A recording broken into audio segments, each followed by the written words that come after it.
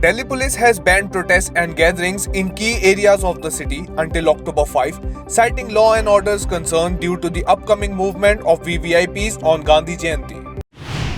Junior doctors in West Bengal have resumed an indefinite strike over the Archikar case, demanding better safety and alleging threats from those in power.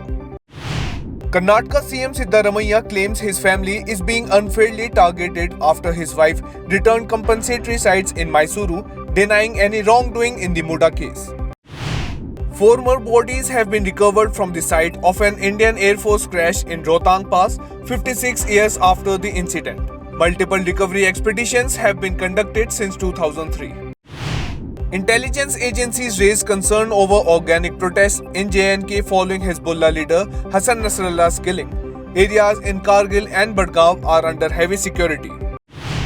The Supreme Court stated public safety is paramount and ordered the removal of any religious structures encroaching on public spaces, stressing India's secular nature.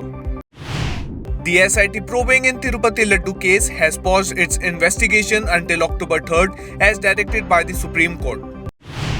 The US had warned Iran of serious consequences if it attacks Israel in retaliation for Hezbollah strikes, while reaffirming Israel's right to self-defense. The Israeli military confirmed intense fighting with Hezbollah near southern Lebanon and warned civilians to avoid certain areas along the Litani River.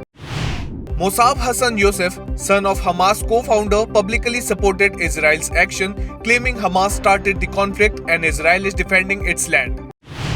IDF claimed Hezbollah planned to use Lebanese villages as staging grounds for invasion into Israel, confirming targeted military operations in southern Lebanon. Yemen's Houthi terrorists launched drone attacks on Israeli military targets in Tel Aviv and Eilat, as confirmed by the group's military spokesperson Yahya Sari during a televised speech. Iran fired over 100 missiles at Israel on Tuesday, just hours after a US warning of an imminent missile attack. Explosions rocked Tel Aviv, with civilians taking shelter as the IDF confirmed rockets were fired from Iran. The Indian battalion in the United Nations Interim Force in southern Lebanon will remain on duty despite escalating tensions in the region. A UNIFIL source confirmed the contingent's safety and operational status.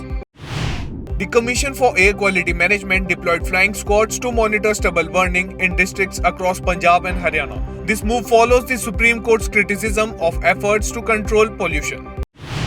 National Security Advisor Ajit Doval met French President Emmanuel Macron, discussing enhanced defense ties and space collaborations. He conveyed Prime Minister Modi's greetings, with both leaders focusing on peace and global challenges.